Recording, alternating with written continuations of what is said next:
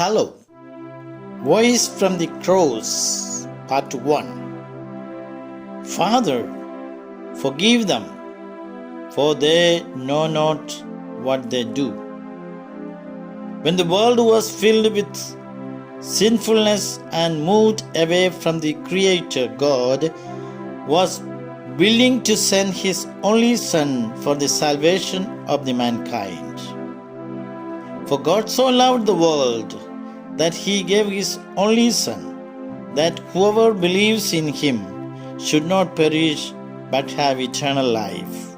John 3:16. Thus, according to the divine plan of redemption, Jesus Christ came to the earth as the son of Joseph and Mary by the power of the Holy Spirit. Jesus grew up in wisdom and knowledge to reveal God's eternal love towards mankind and His redemptive plan. He taught the people that salvation is possible only through forgiveness. It is an individual, voluntary, and mental determination to let go of the feelings of resentment, bitterness, anger, and revenge toward someone. The disciples of Jesus and the people learned to forgive from His life and teachings. He taught them the Lord's Prayer, in which He emphasized, "Forgive us as we forgive those who sin against us." Matthew 6:12. When Jesus came to Capernaum, some men brought a paralyzed man to Him. Jesus saw their faith and said to them, "Man, your sins are forgiven." And he was cured. Matthew 9:1-8. A sinful woman anointed Jesus at the home of Simon. Jesus told her, "Your sins are forgiven." Luke 7:36-50. Once the scribes and the Pharisees brought a woman caught in adultery. Jesus did not condemn her, but let her go, advising not to sin anymore. John 8:1-11. Jesus told Peter to forgive 77 times, means unlimited forgiveness. Matthew 18:22.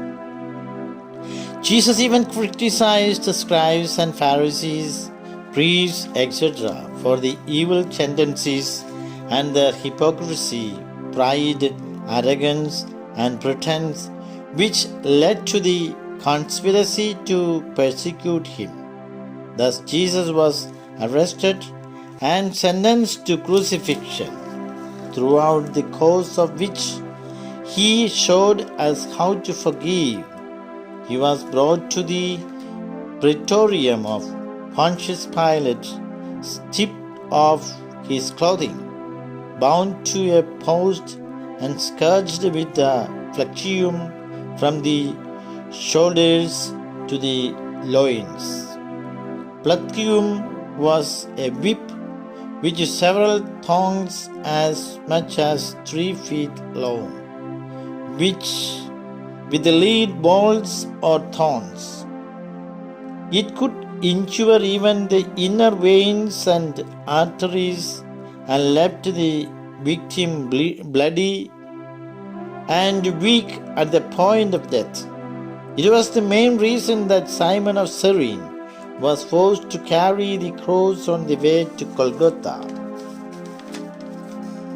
because they wanted to crucify Jesus alive.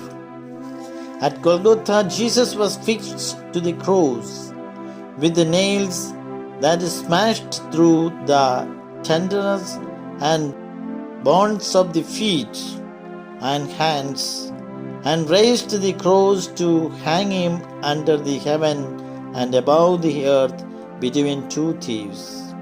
In spite of His crucial pain, He looks down from the cross to see the Roman soldiers and others who mocked Him, scourged Him, and even spat on Him.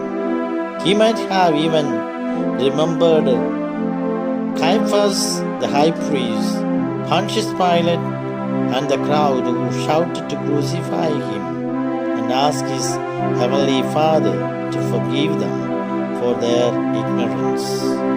Thus Jesus Christ, who taught us to forgive, forgives his persecutors before sacrificing his life for the sake of mankind on the cross.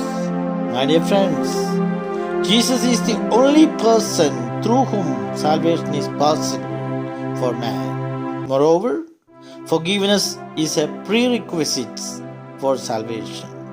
Acts 4:12 says, "And there is salvation in no one else, for there is no other name under heaven given among men by which we must be saved." Let us ask the risen Lord to help us increase our faith and give us the grace to forgive everyone as He did, that we too will have eternal life with Him. May God bless you. Thank you.